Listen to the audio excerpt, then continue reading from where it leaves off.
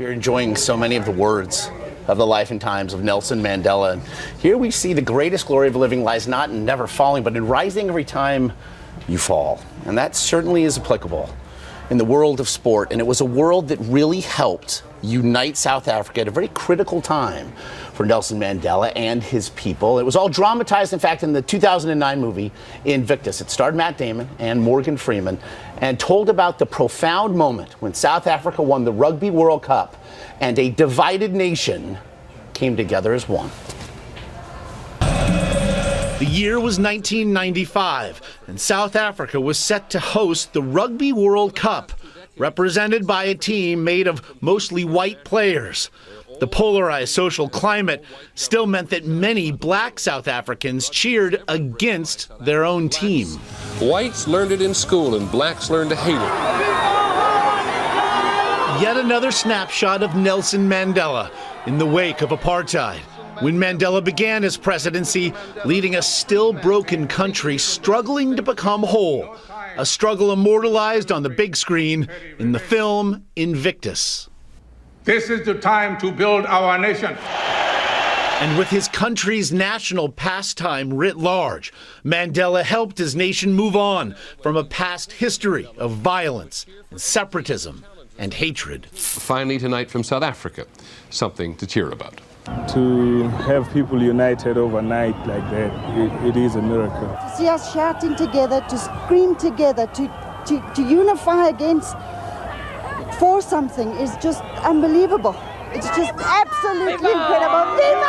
Mandela met with the team captain, played in the movie by Matt Damon, and so helped to spur a team to embrace a united South Africa. One team for all. It's like a dream world.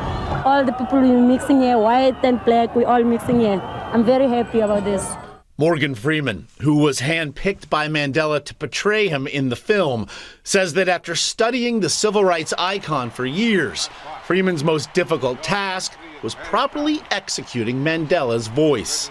On behalf of our rainbow nation, I welcome you all. Your country supports you completely.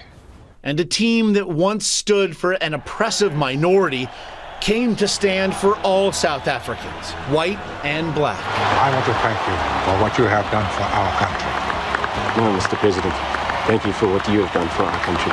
As the team's victory parade moved through the streets of Johannesburg, the banner they displayed said it all. One team, one country. And of course, Morgan Freeman, deeply moved in portraying the man, had this to say about the passing of his hero. Nelson Mandela was a man of incomparable honor, unconquerable strength, and unyielding resolve, a saint to many, a hero to all who treasure liberty, freedom, and the dignity of humankind. Madiba may no longer be with us, but his journey continues on with me and with all of us. And as something of a bookend to this story, interestingly, 15 years later, when South Africa would host the World Cup, the first major sporting event of its kind hosted on that continent, it was also the last time the world would see Nelson Mandela make a public appearance. Of course, Robin, I remember being there. It was very, very powerful. But going back to the movie for a moment, it's based, of course, on the poem that also happened to be Nelson Mandela's favorite. And when he put on that rugby jersey, that was huge. Yeah.